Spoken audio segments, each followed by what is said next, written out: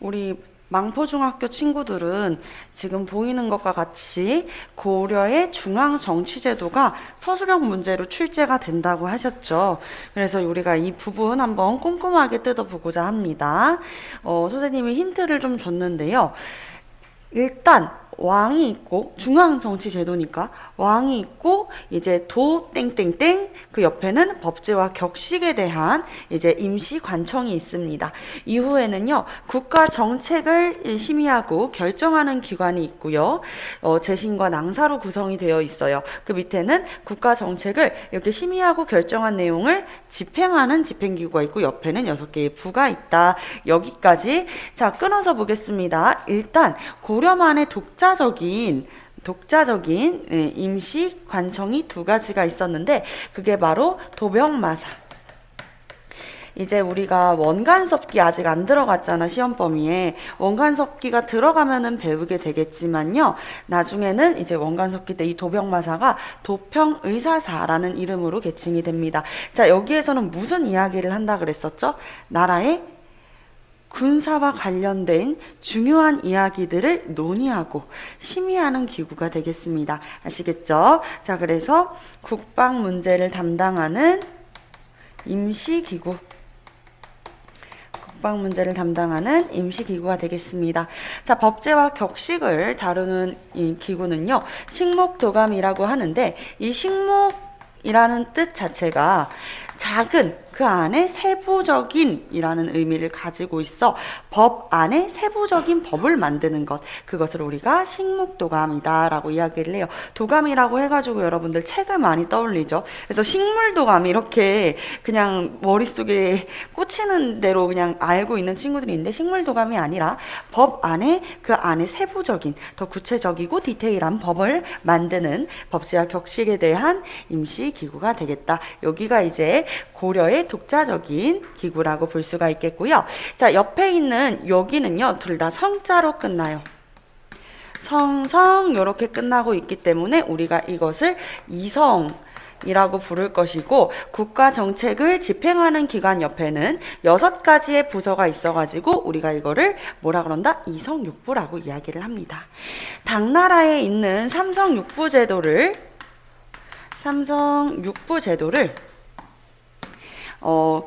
그대로 가지고 온 것은 아니지만 삼성육부를 이제 모델로 이 고려의 중앙정치제도를 완성시켰었는데요. 당의 삼성육부는 중서성과 그리고 문화성 그리고 상서성이 있었습니다. 문화성이 국가의 주요 정책을 정책을 이제 심의하고 발의하는 기구였었다라면 중서성은 결정하는 기구였어요. 그리고 상서성은 뭐 하는 기구였을까요? 집행하는 기구였겠죠. 그러면 여러분들 생각에서는 심의하는 기구, 결정하는 기구, 그리고 실제로 집행하는 기구 중에서 어떤 기구가 가장 이제 중심이 되었을 것 같아요? 그렇죠. 집행하는 기구가 가장 중심이 되었습니다. 그래서 이 상서성이라고 하는 국가 주요 정책을 집행하는 기구는 밑에 6가지의 부서를 두게 되었었다. 그 부서가 6개니까 육부라는 명칭이 붙게 되고, 주요 기관에는 성성성 이렇게 되면서 삼성이라고 부르게 되는 것이죠. 이부, 호부, 예부, 병부, 형부, 공부의 명칭으로 불리게 되었습니다. 또한 이제 이 부서들이 무엇을 하는지는 선생님이 옆에서 이렇게 설명을 드릴 거고요. 여기서 한 가지 더 짚고 넘어가면 좋은 게 있는데요. 당의 삼성육부를 수용을 하게 된 나라가 고려뿐만이 아니라 이제 우리 한반도의 역사 속에서 다른 나라도 있었어. 어떤 나라였을까요? 맞습니다. 발해입니다. 그쵸? 발해는 고구려를 계승한 독자적인 나라로 이 당의 삼성육부 제도의 명칭을 그대로 가지고 오지 않아요. 명칭을 약간 바꾸게 되었었죠. 기억나죠? 그래서 발해에서는 이 명칭을 어떻게 바꿨느냐, 그 부분도 우리가 한번 같이 봐줄 수가 있겠는데, 자, 보겠습니다. 발해의 삼성육부는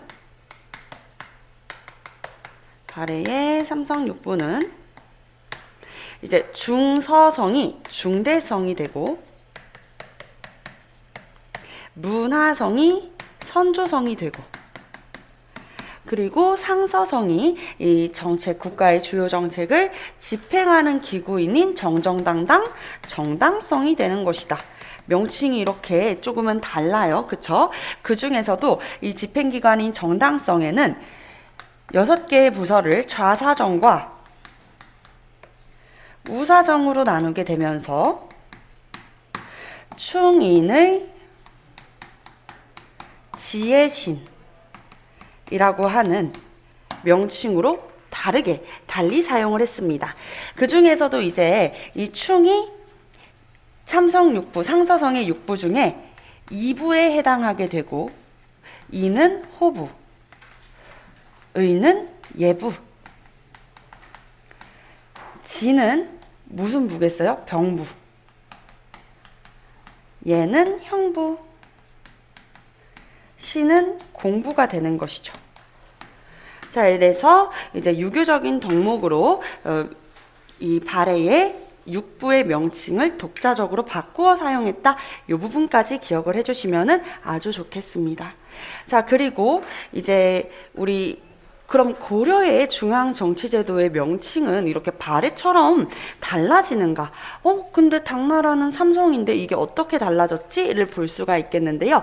고려의 중앙정치제도는 중서성과 문화성이 합쳐지게 됩니다. 안건을 발의하고 심의하게 되는 문화성과 그리고 결정하는 기구인 중서성이 합쳐지게 돼서 중서 문화성이라고 불려지게 되는 것이죠. 중서 문화성. 그리고 이 밑에 국가의 정책을 심의하는 기관의 이름은 그대로 가겠습니다. 상서성이 되는 것이고요. 옆에 있는 이제 행정기관의 명칭도 이호, 예병, 형공 그대로 명칭을 사용하게 되는데 뭐 하는 부서인지도 우리가 알고 있어야겠죠. 일단은 이부는 뭐 하는 곳이었을까? 관리를 채용하고 인재를 등용하고 관리하는 인사의 역할을 했습니다. 안녕하세요 인사하는 것이 아니라 어떻게 인사라는 게 뭐예요? 사람을 등용하고 관리하고 채용하는 것, 그것을 담당하는 게 인사부서였습니다. 호부는 나라의 재정입니다. 선생님이 오늘 조금 이제 고등학교 언니 오빠들이 한국사랑 통합사회 시험을 보고 있는데 서술형 문제가 나오게 돼 얘들아. 근데 그 서술형 문제에서 국가의 재정에 대한 이야기를 해야 되는데 제자를 어이자로 써가지고 굉장히 걱정이 많은 친구가 있었어. 이 친구도 정말 똑똑한 친구인데 이번에 정말 아쉽게 실수를 했었더라고. 학교 선생님이 제발 못 보고 넘어가기를 간절히 바라고 있는데요. 우리 국가의 재정, 나라의 돈을 담당하는 것은 재정이라고 이야기를 합니다. 아시겠죠? 어이자 재정은요, 어떤 법을 통과시켜가지고 법을 정한다든지 아니면은 이제 황제정을 이야기하기도 하죠. 그렇기 때문에 꼭 재정이라고 써주셔야 되겠습니다. 예부는요, 외교를 담당하고 있어요. 예의를 갖추다. 누구한테 예의를 갖춰야 돼? 왕한테 예의를 갖추는 건 당연한 것이고요. 다른 나라 사신, 다른 나라의 왕을 대신해 가지고 온 사신한테는 이제 예의를 갖출 필요가 있겠다라는 이야기입니다. 자, 그리고 병부는요, 무엇을 담당할까요? 군사를 담당하고 있습니다. 그리고 형부는 나라의 사법, 그리고 공부는 토목과 건축을 담당하고 있는 것이죠. 토목과 건축. 이렇게 총 6개의 부서, 육부에 대한 명칭까지도 이야기를 했습니다. 자, 그럼 우리 조금 내려가 볼 것인데요. 내려가 보겠습니다. 네, 여기 밑에 이제 또 3가지의 부서가 나와 있어요. 여러분들이 처음 이 테스트를 봤을 때 이 부분을 가장 많이 어려워했었던 것 같은데요. 여기를 보게 되면은 이제 중추원이라는 것이 있습니다. 중추원. 중추원은 이제 나중에 여러분들 구한말 배울 때 이제 또 중추원에 대해서 배우게 되는데 그것과는 구분이 되고요. 중추원은 군사 기밀과 나라의 중요한 군사 기밀과 그리고 무엇을? 왕명을 출납하는 일을 담당하고 있었고요. 관리를 감찰하고 풍속을 교정하는 일은요. 백성을 괴롭히는 가렴주구를 일삼는 나쁜 관리는 없는지, 저 관리는 잘하고 있는지를 감시한다. 누가 하는 역할이지? 맞아요. 암행어사 출두요 들어봤죠? 그쵸? 어사의 역할입니다. 그래서 어사대라고 부르게 되는 것이죠. 자, 마지막은 선생님이 아예 힌트를 주지 않았는데 이 부분이 매우 중요해. 여러분들 이제 2학기 되게 되면 2학기 때는 조선사를 중심으로 시험 문제가 출제가 될 것인데요. 조선사랑 비교해가지고 이 문제가 많이 나옵니다. 바로 삼사라고 하는 기구인데 고려의 삼사는 이제 화폐를 발행하거나 아니면은 회계에 대한 업무를 진행하고 있습니다. 그래서 우리는 3사는 회계부서이다 라고 적고 있는데 3사가 왜 조선시대랑 비교가 되냐면 조선시대에는 언론기관인 3사라는 것이 있어. 이 언론기관 3사가 사헌부, 사간원, 그리고 홍문관까지 홍문관인데요. 홍문관까지 이제 3사가 있는데 이것은 왕권을 견제하기 위해 존재하는 언론기구이기 때문에 이 고려의 이 회계기구인 3사와는 구분이 됩니다. 아시겠죠? 그래서 명칭이 3사인 거지 언론기구가 하나, 둘, 셋, 세 개, 3사라는 의미와는 구별이 된다. 이렇게 알아주시면 되겠어요. 자, 그러면 같이 한번 내려가서 밑에 있는 부분도 한번 보도록 할게요. 어사대의 관원과 암행어사 출두요. 광해의 이 관리의 이 품행을 관찰하고 그리고 풍속을 교정하는 어사대의 관원과 중서문화성의 낭사로 이제 구성이 되어 있는 이것은 우리가 대간이라고 하는 것입니다. 아시겠죠? 그래서 정치의 잘잘못을 논하고 비리를 감찰하는 역할을 한다. 이 중에서 하나가 서술형 문제로 출제가 된다는 것이에요. 꼭 알아두셔야겠죠? 그러면 우리 기왕 이렇게 이야기가 나온 겸 고려의 지방행정제도도 함께 보고자 하는데요. 자, 고려의 지방행정제도 넘어가 보도록 하겠습니다. 자, 고려의 지방행정제도는 일단 고려의 수도부터 찾아야겠죠. 고려의 수도는 여기에 위치해 있어요. 바로 개경입니다. 개경을 기준으로 개경보다 서쪽에 있는 수도, 고려에서 이제 태조 왕건께서 자신의 이제 유언과도 마찬가지였었던 훈요 10조 후대 왕들한테 왕자들아 이렇게 나라를 운영해라, 국정 운영을 이렇게 하여라 라는 의미를 담고 있었던 훈요 10조에도 이 서경을 중시하라는 이야기를 했습니다. 서경은 옛 고구려의 수도였었던 평양이 되는 것이죠. 자, 그리고 6대 왕이었었던 성종 때는 이 신라의 천년의 수도가 동경이 되기도 했습니다. 바로 경주인 것이지요. 아시겠죠? 자, 그래서 개경을 기준으로 서쪽, 서경, 동쪽, 동경이 있겠다라고 봐주시면 돼요. 자, 고려의 수도는 어디다? 개경이다. 서경은 어디였었다? 평양이었었고요. 이 평양을 중시해야 된다라고 이야기를 했던 사람 태조 왕건이 되겠습니다. 자, 전국을 어떻게 나누었었냐면요. 경기, 수도 근처가 되는 경기, 그리고 일반 행정구역인 오도, 국경지대인 양계가 있었습니다. 국경지대는요, 선생님이 노란색으로 표시를 할 건데 잘 보세요. 여기가 이제 북계고요. 이쪽이 이제 동계입니다. 천리장성 너머로는 이제 국경을 마주하게 되는데요. 이제 발해의 전성기를 이끌었었던 왕 누구였는지 기억나시나요? 네, 발해의 전성기를 이끌었었던 선왕이죠, 선왕. 이 선왕을 한번 떠올려 보세요.